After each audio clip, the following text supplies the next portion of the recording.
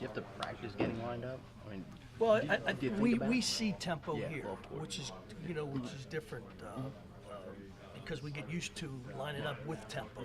We practice it, but yet they'll give you some formations that are oddballs. I mean, they'll give you some unbalanced and extra heavy and unbalanced doubles, and they just can do a lot of different things. They have some plays that you have to be ready for, but yet you don't want to waste your whole practice time practicing the trick plays because you never line up to what they do. They just do that as a distraction. So our guys just have to understand, we're going to probably see something we haven't seen. Be patient, adjust to it. Has Dana kind of shed some light on what Lubbock and what Texas Tech is like? No, he hasn't given us a geographical coaching clinic on that yet.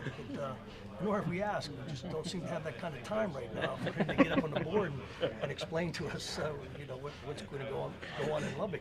We're going down to play a good football team, good football game, and we're excited to go play. And our kids are excited to play another challenge this week, and it's an opportunity to. We travel, get on the plane, get down there, and go out and play.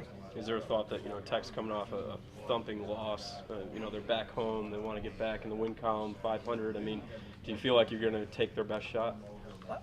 I think every week we're going to take everybody's best shot. I never put anybody out. So I think that they're a good football team. They have a lot of pride. They want to win, we want to win, and that's what makes it fun. Hey, Tom, I was trying to think in my head how much linebacker Saturday. None? 0. Okay, is this a full-time thing? I mean, could he still moonlight a little bit at Sam? Yes, he could. It's a good word. I'm sorry. Moonlight. Yes. You like it? Moonlight. I like that word. I've never used that in Maraud, coaching. I was thinking Maraud as well. I like moonlight. Okay. It's nice. Okay. I'm going to use that at a clinic this year. Moonlight. He moonlights. It's good stuff. I'm writing that down in my book. Okay. Yes, he could. Okay. He could go back and do it. As I said, he gives us another dimension. He's a guy that can do a lot of different things. And, one of the things we can do with him is where we line him up. Could be game by game. Okay. Chess piece. Only you know. Yeah, right? only we know. Okay. Muldrow said after the game that he's taken to making trips to your office. And not football stuff necessarily or whatever, but like, you remember the first time he popped in there? Yeah, he popped his head in out of the blue, wanted to talk to me. We kind of shut the door and talked, and I started teasing him. I said, hey, you haven't been back. What's going on? Now he kind of sticks his head. I think he's just superstitious. He talks to me. I don't know. I just try to reiterate, I think, all the things. I think if he hears it from another coach, tell him the same thing. Yeah, right. But he said you're filling up his iPad.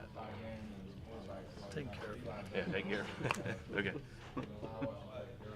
I know he's not in your room there, but he's a linebacker, which you got No, a flair it's for in not your that. career, It's right? it's. I think one of the things, it's a team, and a lot of the players go to different people. I'm sure the defensive line may go see somebody, and they talk.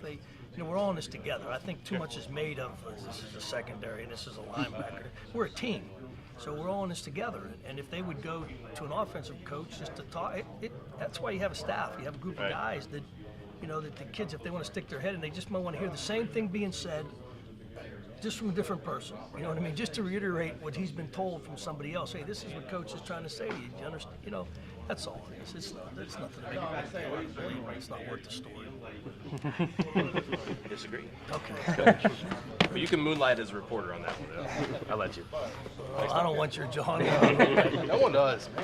Nobody does that. What problems has Shaq had versus what is his ceiling? I mean, obviously he's facing a different level tackle now than he was down at Gardner-Webb, but you feel like he's getting a little more comfortable? I think he's progressing. Last week, I think, was really a big step forward for him. He got in the game, made some plays, got to play a lot of plays, more than he's played this whole year. And you forget, he's new, he's new team, new teammates. There's an adjustment here. It's not like he just walks in the front door and he feels comfortable. So I think right now he's feeling comfortable about what he's going to do, what he's going to do for this team. I think he's feeling comfortable around his teammates. There's a process you have to go through. There's an acceptance process. He's had to walk in here. He's the new guy, and he's had to, battle some different things there. But he's handled it with poise, and he's done a good job. And I think from here on, he'll keep getting better and better. Is he an old enough kid that you didn't have to reassure him along those lines, or did he have some moments where he's like, man, I was an All-American at FCS last year? Never. It's never come up. He's always comes out every day to practice and works hard. He's very coachable. It hasn't been a problem. He wants to get better. I think now, where he might have been able to have his way with some people, it's a different level. He's facing good people every week, and he's got to get himself prepared for that mentally. And and he's done a good job. He's a kid that's he's very prideful. He wants to do well. He's a guy that knows. He watches a lot of film, and so he wants to be good, which makes it easier to coach him.